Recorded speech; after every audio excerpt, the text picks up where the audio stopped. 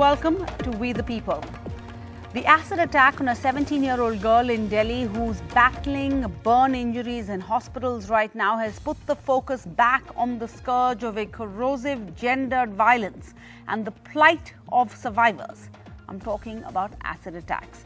On Wednesday this week, two masked men on a bike flung acid on a 17-year-old girl minutes after she left her West Delhi home for school, leaving her with serious injuries. Three people, the prime accused Sachin Arora, two of his friends Harshit Agarwal, 19 years old, and Virender Singh, 22, have been arrested, the police say. But what was their motive and how did they get the acid?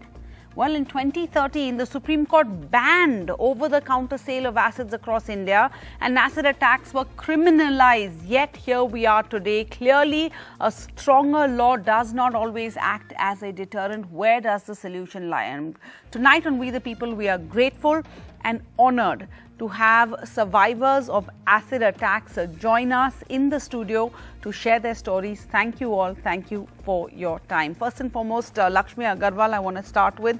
She needs no introduction. She was a class 7 student when she was attacked by a 32-year-old acid-wielding man. He was bitter because Lakshmi had turned down his proposal.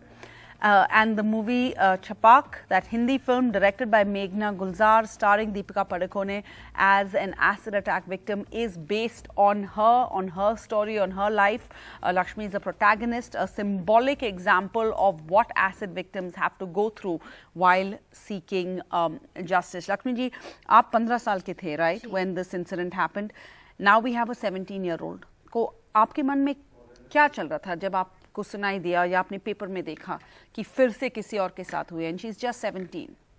देखिए, आप तो यहाँ पे सिर्फ अभी के जो 9 तारीख को केस हुआ है, 17 साल की बच्ची है, उससे पहले के भी हमारी खुद की संस्था बहुत सारा वर्क कर रही है इस पर।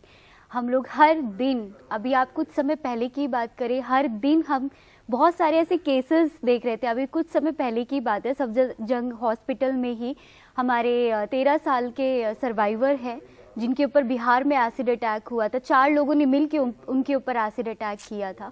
देन वहाँ पे हमने एक छोटी सी बच्ची को देखा जो अभी 1.5 साल की भी पूरी नहीं हुई है और वो पूरी एसिड से सनी हुई थी।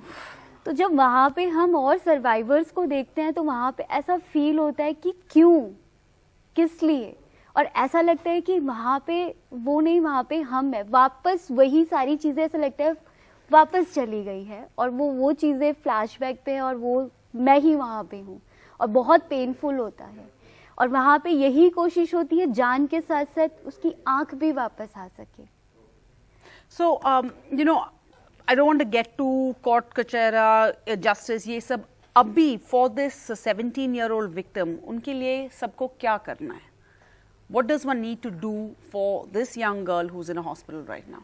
देखिए, जो सबसे अच्छी बात है, जो मैं यहाँ पे बहुत पॉजिटिवली कहूँगी कि मीडिया अवेयर हुई, खुद सर्वाइवर्स निकल के बाहर आई, अपने हक के लिए लड़ना सीखा, खुद अपनी आवाज़ बनी, वहाँ पे बताया कि हमारे ऊपर एसिड अटैक हुआ है। अगर आप 2013 से पहले देखें, कोई नहीं जानता था कि एसिड अटैक वायलेंस भी होता है। उसके बाद एक कानून आया, लोगों को पता था कि रेप क्राइम्स क्या होते हैं, डोमेस्टिक वायलेंस क्या होते हैं, लेकिन एसिड अटैक वायलेंस क्या होते हैं किसी को नहीं पता था क्योंकि उसमें लॉ तो था ही नहीं और ये कोई मुद्दा भी नहीं था। लेकिन जब 2006 में एक PIL डाला गया और 2013 में उसका रिजल्ट आया, उसके बाद जब खुद सर्वाइवर जाके सुप्रीम कोर्ट के बाहर खड़ी हुई और वहाँ पे बात किया कि यहाँ पे देखो किस तरीके से सारी सर्वाइवर धूप में खड़े होकर जल रही हैं अपने अधिकारों के लिए, तब जाके सुप्रीम कोर्ट ने वो ऑर्डर दिया। ऑर्डर तो आ गया, एवरीडे ऑर्डर आते हैं, बहुत सारे कानून बनते हैं हर एक चीज़ में। कोई भी मुद्दा आप ले लीजिए, चाहे वो रेप हो, चाहे एसिड अटैक हो, डोमेस्टिक वायलेंस हो, कोई भी वायलेंस हो, लेकिन क्या उसमें इम्प्लीमेंट है? कौन बात करेगा आगे? बस ये थोड़ी देर के लिए बात होती है, चर्चाओं में होती है और उसके बाद खत्म। 4 दिन के बाद उस सर्वाइवर के साथ फिर यही होने वाला है, सब कुछ चुप। फिर कुछ समय के बाद यही चीज़ आएगी कि फिर से एक 15 साल की 12 साल की बच्ची के ऊपर एसिड अटैक हुआ है। कौन है इसका जिम्मेदार? हम भी ये सवाल पूछते हैं। क्योंकि हम सब मिलके लड़ रहे हैं इन सारे अधिकारों के लिए। फास्ट ट्रैक कोर्ट है, लेकिन कहाँ है? मैं तो ढूंढ रही हूँ कहाँ है वो फास्ट ट्रैक कोर्ट, जो आज तक बहुत सारे केसेस अभी तक होल्ड में पड़े हुए हैं। और जब भी हम जाते हैं कोर्ट के अंदर तो सिर्फ जज ये कहते हैं 10 साल के बाद हमें देख के ये तो नॉर्मल है। क्यों? मतलब 50 सर्जरीज के बाद। इस फराह आपको आपके एक्स हस्बैंड ने आपको अटैक की थी, is that right? Yes. And he was disgruntled former husband. You've had some 19 operations? No, 30 operation. Wow, 30 operations. But आपके husband के साथ क्या हुआ? ये perpetrator, how many years or months or days did he spend in jail? और वो अब है कहाँ? मेरे ऊपर 2011 में 11 फरवरी को मेरे हस्बैंड ने अटैक किया था। रीज़न ये था कि वो गुड कैरेक्टर के नहीं थे, कॉल गर्ल्स लाना, वर्क नहीं करना, डोमेस्टिक वायलेंस, तो ये सारी चीज़ें मैंने 6 ईयर काफ़ी सही। और उसके बाद मैंने डिसीज़न लिया डिवोर्स का, तो वो उन्हें बर्दाश्त नहीं हुआ, वो डिवोर्स नहीं देना चाहते थे, इसलिए उन्होंने मेरे ऊपर अटैक किया। और अटैक किया उसी नाइट में वो अरेस्ट हो गए और मेरा 4 इयर्स केस चला और उसके बाद उन्हें ओनली 3.5 साल की सज़ा हुई। और उसके बाद अभी वो अपने घर हैं, उन्होंने शादी कर ली है, उनके बच्चे हैं, वो अपनी लाइफ आराम से बिता रहे हैं। So the 3.5 years only he spent in jail. Yes. Law कानून क्या कहती है कि how many years? What is the crime for an acid attack? आपको पता है? 10 साल? Is it 10 साल? 326 Act A. Yes, I can tell you. Go ahead. Yes, this is offence of this acid attack has been prescribed under section 326 of IPC and also 307 IPC. In both these sections, the maximum punishment is life imprisonment, and the 10 years punishment is also prescribed in that case. So 10 years imprisonment is the law, as Mr. Ellen Rao, former DCP of the Yeah. Delhi police, is clarifying. But as we saw in Farah's case over here, her husband has spent only 3.5 years in jail. He is out. He has remarried. He is living his life. He's got kids, imagine, and somebody has married him. And he's carrying on. Swati Maliwal, the DCW chief, joins us. Swati Maliwal, I don't know if you heard Lakshmi talk about, how hard this is, despite a law in place, despite this act being criminalized now, despite, the rule saying that's 10 years in jails. The reality on the ground is very different. I just want to clarify, Swati Maliwal, while instances of acid attacks are reported in other parts of the Western world too, but it is particularly endemic to South Asia, right? Bangladesh, Pakistan, India, Cambodia have the distinction of having the highest number of cases. Bangladesh seems to have brought down its cases with harsh punishments and strict guidelines controlling the sale of acid. But India, despite laws and directives, we see more and more young women like Lakshmi here and Farah losing their dreams and aspirations. Swati Maliwal, what more do we need to do? We have a law in place. There are various things that need to be done. The first and foremost is we need to have a law in this country which completely bans retail sale of acid and criminalizes it. So anybody who goes on to sell acid in a retail manner, that person should be put in jail. I think that is the need of the hour, and that is one of the major changes that the Bangladesh government had done, and that is why the number of acid attack cases have gone down in Bangladesh. So that's the first thing. The other thing that needs to be done is in 2013, the Supreme Court had given a judgment which regulated the sale of acid, and there were various aspects to it. Unfortunately, that is not being implemented in the country right now. In Delhi, it is very easy to purchase acid like it is in the rest of the country. Anybody can go and buy acid over the counter, and now even we are getting instances where acid is being sold online. So the SDMs, it is their role. They have to ensure that inspections are done, where they should go to markets, go to different shops and inspect whether acid is being sold illegally. And penalty has to be imposed. 2 months back, I came with a report for the Delhi government, which clearly showed that there were at least 3 districts where the SDMs had not even bothered to get out of their offices and do some inspections. And the penalty amount that was collected, the 39 lakh rupees worth of penalty amount, which should have been spent for the rehabilitation of acid attack survivors, it was not being done. So I have my understanding is that first we need a law, a strong law, which ensures that retail sale of acid is completely banned and criminalized. And secondly, we have to work on the rehabilitation of acid attack survivors. Yes. Like Lakshmi was telling you, each and every acid attack survivor has to undergo a lot of surgeries. It is not like any other attack, because the acid that remains in the skin, it remains in the internal organs, it continues to corrode over a period of years, and that is why repeated surgeries after surgeries and the kind of pain they have to go through. So I fail to understand that why a law cannot be created which advocates for complete rehabilitation of these survivors. They should be provided government jobs. The Delhi Commission for Women has provided government jobs to several acid attack survivors,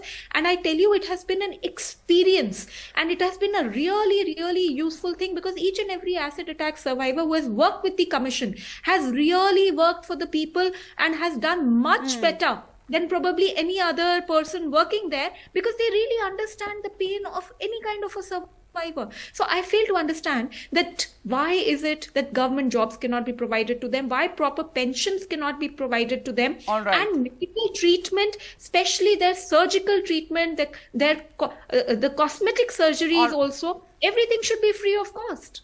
All right. Lastly, Ms. Maliwal, in this case, the accused are in the custody of the police. I mean, but for how long? What are you working with the Delhi police to make sure that the accused and, the guilty are brought to book here? The strictest punishment is given to them? The strictest punishment under the law? So we've issued a notice to the Delhi police, and we've also issued a notice to Flipkart and Amazon, because one of the person who inflicted this crime, he had actually purchased acid from Flipkart. Correct. So we are issuing notices. We are working with the Delhi police. I hope that the investigation is extremely proper, and we will try and help the survivor so that till the very end of her trial, so that at least some stringent punishment is given. I have interacted with hundreds of such people, such women, acid attack survivors, and in each and every case, we have seen that punishments are not given. So I think that is a very important thing. The Delhi Commission for Women will do its bit, but what The Delhi needs to be Commission for Women will do its bit. Thank you, Ms. Maliwal. Thank you for joining us. The Delhi Commission for Women will do its bit, but not all victims are based out of Delhi. Here, this was a 17-year-old. But I want to ask you, मैं आपसे पूछना चाहती हूँ कि स्वाति मालीवाल जी कह रही थी, emphasis डाल रही थी कि रिहैबिलिटेशन, उसकी इम्पोर्टेंस क्या है, and getting a job, getting employment, उसकी क्या इम्पोर्टेंस है? Can one of you talk about that? उसकी इम्पोर्टेंस ये है कि जब किसी भी सर्वाइवर के ऊपर अटैक होता है तो उसका एज 14, 15, 16, 17 ऐसा रहता है, और उसका एजुकेशन रुक जाता है. Yes. वो 10th होता है, 12th होता है, 11th होता है, उसका एजुकेशन नहीं होता है, और उसके बाद जॉब पाना कितना मुश्किल है क्योंकि उसके पास डिग्री नहीं है. Yes.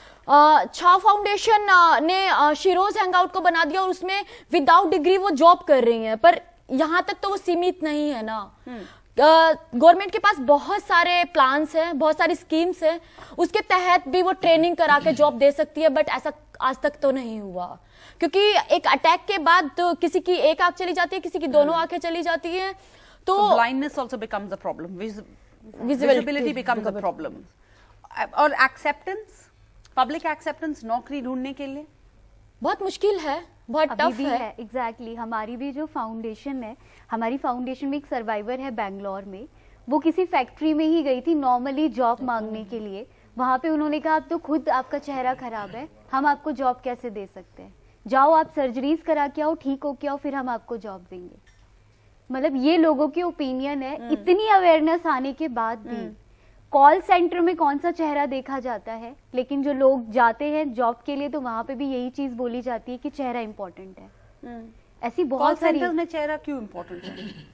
वो उनका ओपिनियन है, ये हमारा नहीं है, ये उनका ओपिनियन है. कस्टमर्स देखेंगे तो वो डर जाएंगे. अरे ये तभी तो डरेंगे, आप ही की ही सोसाइटी का वो पर्सन है जिसने अटैक किया है हम पे, हमने नहीं किया है खुद पे अटैक. तो आपको शर्म आनी चाहिए, क्योंकि आने वाले टाइम में आपकी भी बेटी हो सकती है या आप खुद हो सकते हो।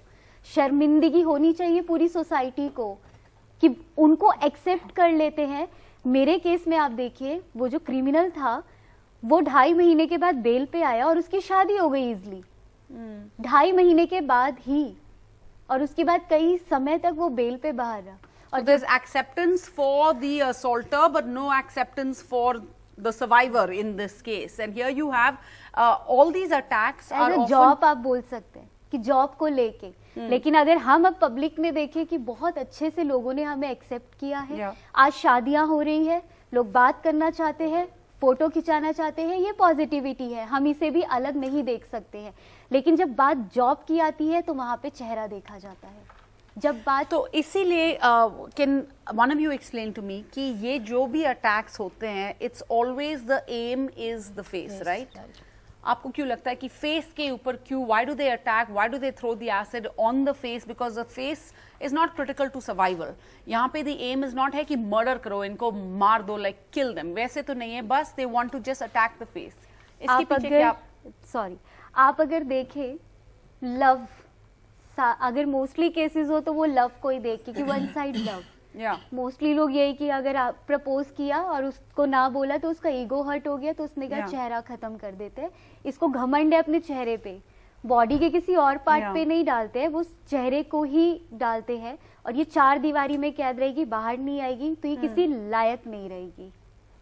कुछ कहना चाहते हैं? पर सोसाइटी ने जो है वो लेडीज के फेस को ही इम्पोर्टेंट दे रखी है कि फेस ब्यूटी है। Yeah. और वो एक माइंड सेट हो गया है कि फेस ही ब्यूटी है, क्योंकि बॉडी ब्यूटी नहीं है, फेस ब्यूटी है, इसलिए फेस को ही डैमेज किया जाता है। और इसीलिए if we are aware of this, is there any, आपको लगता है सरकार से, हॉस्पिटलों से, is there any awareness of the psychological counselling, उसका कुछ मिलते हैं आपको? नहीं, प्रोफेशनल काउंसलर नहीं है। और साथ साथ देखिए ना, एक सर्वाइवर तो सर्वाइव कर ही रही होती है अटैक के बाद, और उसकी फैमिली कितना सर्वाइव कर रही होती है, कितनी सारी प्रॉब्लम होती है, इतना हाई मतलब अमाउंट में वो एक ऑपरेशन 2.5 लाख रुपीस का होता है। फैमिली कहाँ से करेगी? जिसके घर में 1% है इनकम जिससे आती है, वो कैसे उसको ठीक करा पाएगा, कैसे होगा? और जो गवर्नमेंट ट्रीटमेंट देती है वो बेहतर ट्रीटमेंट तो नहीं मिल पाता है। तो मतलब मैं तो सेटिस्फाइड नहीं हूँ उस गवर्नमेंट के ट्रीटमेंट से तो भी। लेट मी आस्क यू एक चीज, जब हम पढ़ते हैं about these acid attack cases, first and foremost बहुत सबसे पहले कंप्लेंट ये ही थी, ये है कि जब ये अटैक होती है, nobody comes forward to help. आप चिल्ला रहे हो, आप मदद करो, कुछ करो, but let me ask you, बहुत लोग देख रहे हैं अभी, व्हाट शुड वन डू? आप बताइए हमें कि if you are a victim of an acid attack or you see somebody who has been hit by acids, क्या करना चाहिए? What is the basic? पानी डालना चाहिए, दूध डालना चाहिए, हमें कोई आप समझा सकते हो? टॉप 3 पॉइंट्स क्या है? मतलब देखिए, मैं यहाँ पे बताती हूँ क्या होता है, लोगों को ये नहीं पता। बीच में एक वायरल हुआ था कि दूध डालना चाहिए, लेकिन वहाँ पे जब मैंने इस बारे में डॉक्टर से कंसर्न किया तो डॉक्टर ने कहा कि वहाँ ये नहीं पता होता कि केमिकल डाला गया है या प्रॉपर एसिड डाला गया है, तो बेटर देन कि पानी का इस्तेमाल किया जाए। और उस पानी को इस तरीके से इस्तेमाल, क्योंकि बहुत सारे लोग अवेयर नहीं है इस चीज से, जिस पार्ट पे एसिड डला है उस पार्ट को झुका के पानी से वॉश किया जाए उस पार्ट को। क्योंकि अभी भी अगर आप देखेंगे, जो अभी 17 साल की बच्ची के ऊपर एसिड अटैक हुआ, वहां के लोग अवेयर थे इस चीज से, उन्होंने बहुत ज्यादा पानी उनके ऊपर यूज किया, तो 8% बर्न उनके ऊपर हुआ है। तो काफी वो उस चीज से वो बची हैं, क्योंकि लोग अवेयर थे। मैं यहाँ पे आपको ये भी बताऊं, बहुत सारे पुलिस को भी अवेयरनेस नहीं है, इवन हॉस्पिटल्स तक को अवेयरनेस नहीं है कि पानी का इस्तेमाल करना चाहिए फर्स्ट एड में। तो अवेयरनेस की बहुत कमी है यहाँ पे, अवेयरनेस बहुत जरूरी है। What about ice? Should be ठंडा पानी, anything like that? Just पानी normal? मिल जाए, नॉर्मल पानी, कोई भी पानी temperature नॉर्मल, जो भी हाँ है, normal पानी मिल जाए, और उस पार्ट को झुका के ऐसे। मैं अगर अपनी बात करूं, जब मेरे ऊपर 2 लीटर कोक का बॉटल था, उसमें आधा पानी था, वो पानी यहाँ पे डाला गया और वो सीधे डाइल्यूट हुआ एसिड में, और वो यहाँ पे आके बर्न हो गया वो पानी से। तो इसीलिए उस पार्ट को झुका के हमेशा पानी डालना चाहिए, ताकि बॉडी का कोई और पार्ट खराब ना हो। yes, very good. और पानी का भी ये कि क्वांटिटी कम नहीं होना चाहिए, पानी की क्वांटिटी ज्यादा होना चाहिए। ज्यादा से ज्यादा पानी से नहला दिया जाए वहां पे। That's possible. What about jewelry? हमने सुना है कि if you're wearing jewelry, take it off. But is ऐसे कुछ है?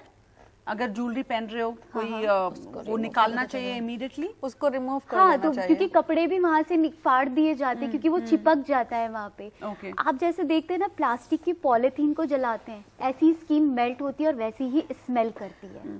All right, let me ask our former DCP here, Mr. Rao, as you have Lakshmi saying, often the police themselves don't know what to do in terms of like treatment, like first aid treatment is required right then and there. Is there any training for police? Yes, Given the severity of, you know, how many cases we're seeing? Police are being trained for this purpose, and there are so many refresher courses also there, but still there need to be a very awareness program for the police as well as for the public also, and the public should also be made aware of what is to be done at this moment. If it is the public person sees like this, and the police at the time when that needs to be sensitivity. That's the most important part, is sensitivity and responsibility in all the fields, like the police or the SDM who is preventing that sale of that acid and other things also. And the investigation part is most important, so that the investigation of this case be done very meticulously, collecting all the evidences, all possible evidences, physical evidences and scientific evidences, and the case should be investigated in a time bound manner, and then it should be sent to the court, and that after that the court's responsibility is to punish that person within a very short period. The summary trial, or not summary trial, but speedy trial must be done, and special courts might have been created for so many other offences also. In this case also the special trial should be done on day-to-day basis, so that the person concerned can be punished in very short time. All right. And the evidence cannot be destroyed. All right. So that will be having a long lasting effect on the others to follow that. If the other people think that it will be tried But very soon and the punishment in will cases like yes. this, the treatment and the fallout takes so long that the survivor has to focus on their own treatment before they can actually follow up on justice. We're out of time. अब हमारे पास time है नहीं, but मुझे बस ये पूछना था हम सबसे, we focus so much on the survivor, the usually girls, लड़कियां, आपको क्या करना चाहिए, आपको क्या नहीं करना था, आपको ये करना था, वो करना था। मैं आप सबसे पूछना चाहती हूँ एक एक लाइन, आप क्या कहना चाहते हो कि लड़कों को क्या सिखाना चाहिए? लड़कों को पेशेंस रखना सिखाना चाहिए। उनको जो हम लोग घर से जो परवरिश देते हैं ना, कि लड़का लड़की में जो फर्क कर देते हैं कि अगर लड़की 5 मिनट भी लेट है तो उससे हम 10 सवाल करते हैं पेरेंट्स, और लड़का अगर 1 घंटा लेट है तो उससे कोई सवाल नहीं करते। लड़का अगर अपनी गर्लफ्रेंड से बात करे तो उसके लिए कोई रूल्स नहीं है, अगर लड़की अपने फ्रेंड से बात कर ले तो रूल्स है। तो जैसे आप अपने घर की बेटी को अपनी इज्जत समझते हैं, वैसे आप सामने वाले के घर की भी बेटी को इज्जत समझे। तो वो रिस्पेक्ट हमें घर से ही सिखाना है, क्योंकि सिर्फ फर्क नजरिए में होता है। कोई लड़की मिनी स्कर्ट पहन के जा रही है, ये हमारे देखने में फर्क है कि हम सामने वाले को कैसे देख रहे हैं। बॉडी पार्ट्स सब ऊपर वाले ने बॉडी पार्ट्स बनाए हैं, लेकिन हम उसको किस नजरिए से देख रहे हैं वो हमारे नजरिए का फर्क है, कपड़े पहनने में फर्क नहीं है।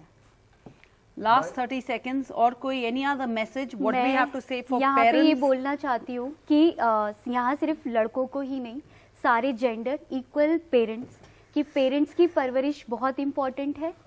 सारी चीज़ें अकॉर्डिंग टू ऐसे आती है कि लड़का लड़की, जैसे फराह बता रहे थे, वहाँ पे पेरेंट्स को बात करने की ज़रूरत है। हमारे साथ हमारी सोसाइटी में सबसे बड़ी प्रॉब्लम ये है कि पेरेंट्स अपने बच्चों से बात नहीं करते। कहीं ना कहीं अपने माइंड में बच्चा वो क्राइम लेके चलता है और वो इतना फ्रस्ट्रेट हो जाता है और वो कहीं किसी के ऊपर भी अटैक कर देता है जाके। कभी कभी तो ऐसे भी केसेस आते हैं कि वो अपनी माँ को भी नहीं छोड़ता है, बहन को भी नहीं छोड़ता है।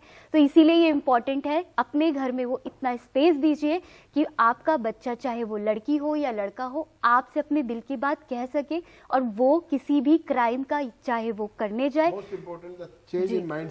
एग्जैक्टली, एक्चुअली हमारी सोच में तेजाब है, उस सोच से तेजाब को निकालने की जरूरत है। Thank you all. We're completely out of time. It's been an honor to have you and for you all to share your stories and to help us all learn something tonight. Thank you for joining us on We the People.